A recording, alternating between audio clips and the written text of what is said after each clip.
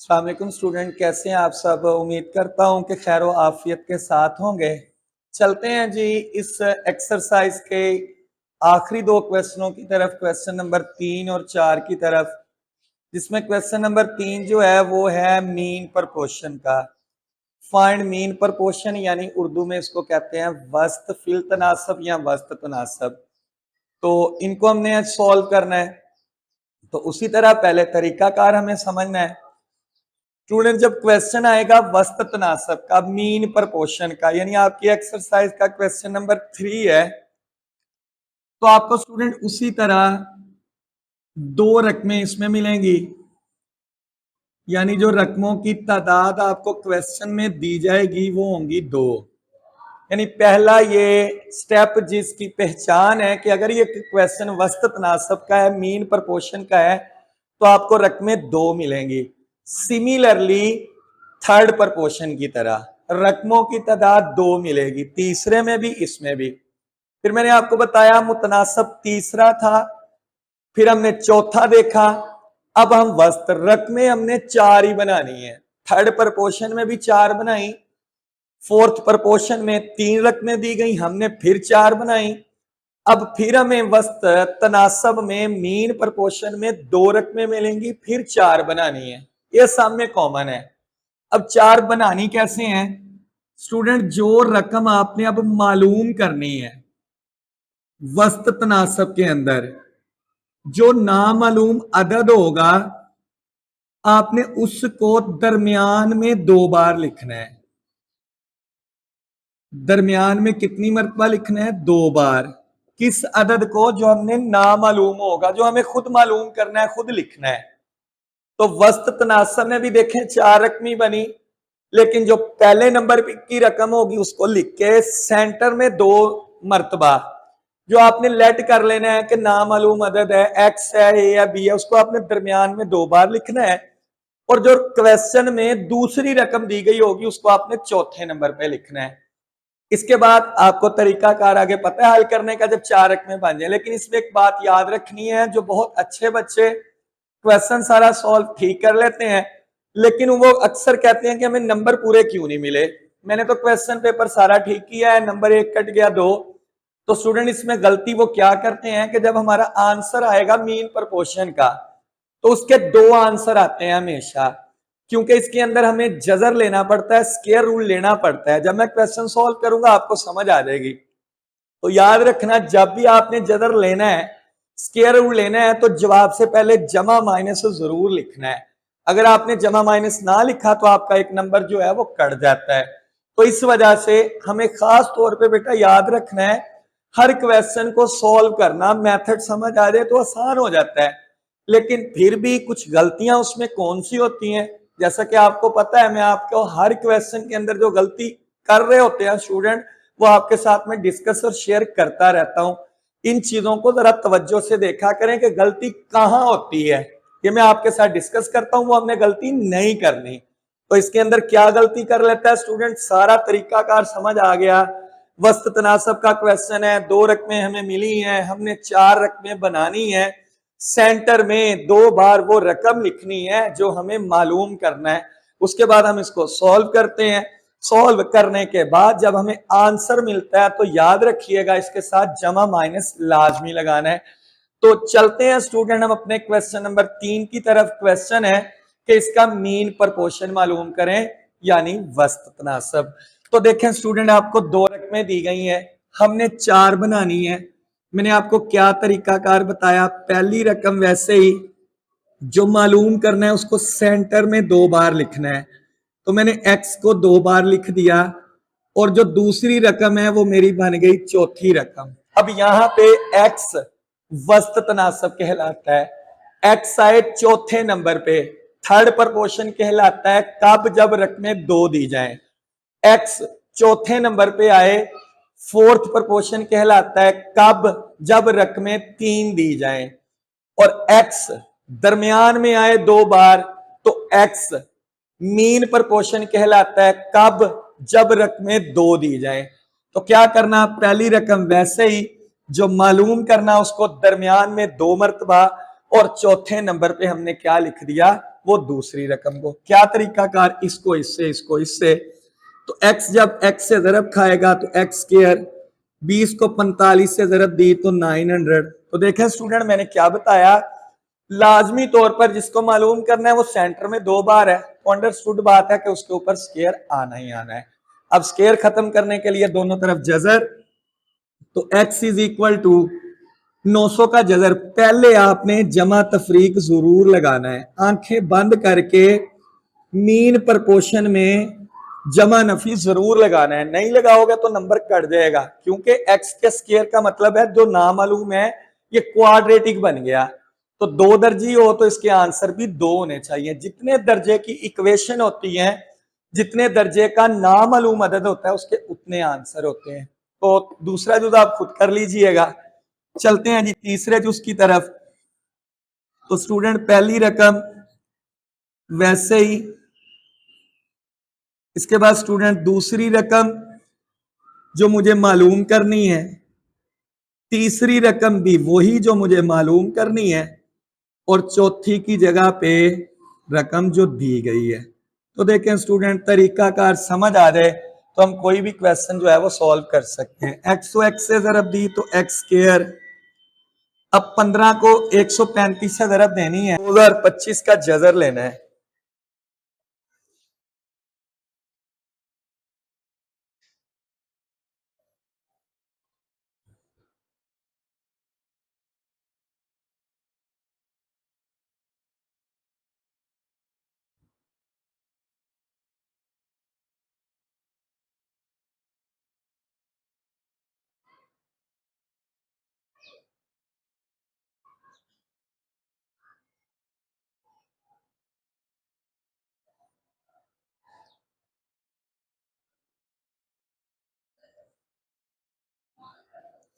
जी, इसका जजर आ जाएगा 45, और p की 4 का जजर लेंगे तो स्क्वायर, 6 का लेंगे तो 3, और r 10 का लेंगे तो 5। तो स्टूडेंट ये इसका मीन प्रपोर्शन निकल आया।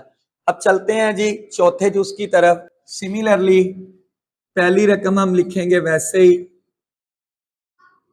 और दूसरी रकम जो हमें मालूम करनी है मैं a लिख देता हूं, तीसरी भी वही जो मालूम करनी है, और चौथी रकम x minus Y over x plus Y. अब उसी तरह a खाएगा a से ज़रब तो स्क्वायर हो जाएगा, तो जब ये इससे ज़रब खाएगा तो इसको मैं ओपन कर देता हूं, x नफी y into X plus Y, यानी इसका formula open, into x minus Y, और ओवर में क्या है x प्लस वाई। अब स्टूडेंट x प्लस वाई इससे कट गया, x माइनस वाई से खाएगा ज़रब तो स्क्वायर हो जाएगा। अब दोनों तरफ हमें चाहिए जजर यानी स्क्वायर रूट, तो उसी तरह जमा माइनस x माइनस वाई, ये लगाना ना भूलिएगा स्टूडेंट, गलती से भी भूलना नहीं है, गलती से भी गलती नहीं करनी जी स्टूडेंट। यहाँ पे हमारा मीन प्रपोर्शन होता है खत्म।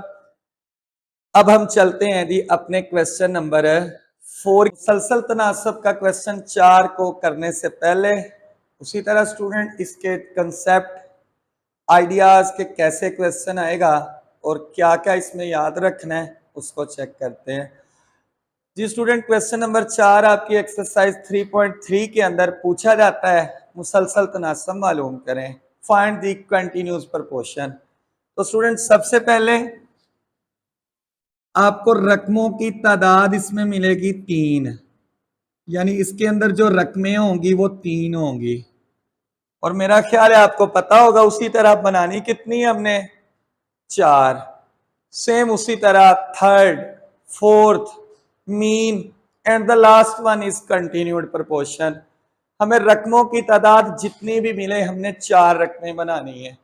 अब 4 रकमें बनाने के लिए करना क्या है, इसमें हमें 3 रकमें वो देगा, और जो दरमियान वाली रकम होगी ना उसमें एक नामालूम अदद उसने खुद दिया होगा, यानी 3 रकमें होंगी मुसलसल तनासब में, जो दरमियान वाली रकम है ना उसमें एक अदद खुद ब खुद उसने नामालूम दिया होगा, तो हमने उसी की कीमत निकालनी है। हमने क्या करना है, उसी रकम को 2 बार लिख लेना है, यानी पहली रकम दूसरे नंबर पे नामालूम अदद वाली कीमत होगी, उसी रकम को तीसरी रकम के तौर पर भी लिखना है, और जो तीसरी रकम क्वेश्चन में होगी वो हमारी बन जाएगी चौथी रकम।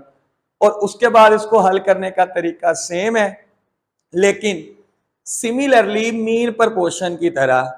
जारी बात है, मीन में रकमें 2 4 बनाई, मुसलसल में 3 4 रकमें बनाई, दोनों में एक चीज की सिमिलरिटी है।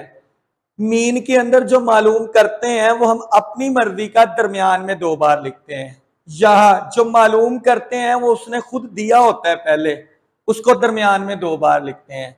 मीन प्रपोर्शन में जब कीमत निकलती है तो 2 आंसर निकलते हैं। कंटिन्यूड प्रपोर्शन में भी जब हम क्वेश्चन को हल करेंगे तो इसके भी 2 आंसर निकलेंगे। तो स्टूडेंट ये बातें याद रखनी है, ये गलती नहीं करनी। गलती की कहां पे जाती है, कहां पे होती है, जब हम क्वेश्चनों को जस्ट रट्टा लगाते हैं। क्वेश्चनों को रट्टा ना लगाया करो स्टूडेंट, क्वेश्चन की थ्योरी समझा करो, क्वेश्चन के कंसेप्ट को ध्यान में बिठाया करो। जो ही आपके पास क्वेश्चन आए तो आपको उसका इमेज कंसेप्ट कैसे हल करना है, जो मैं हर क्वेश्चन में हर वीडियो के साथ आपके साथ बार बार शेयर करता रहता हूं, तो उसको तवज्जो के साथ समझा करें। तो करते हैं जी मुसलसल तनासब का क्वेश्चन नंबर 4। तो देखिए हमें 3 रकमें दी गई हैं, तो मैंने आपको क्या बताया कि जो मालूम करनी है, अच्छा उसी तरह 4 रकमें आपने बना लेनी है। और करना क्या है, जो नामालूम अदद होगा, जो रकम होगी वो पहले से मौजूद होगी, वो मौजूद होगी पहले से, उसको आपने 2 बार लिखना है।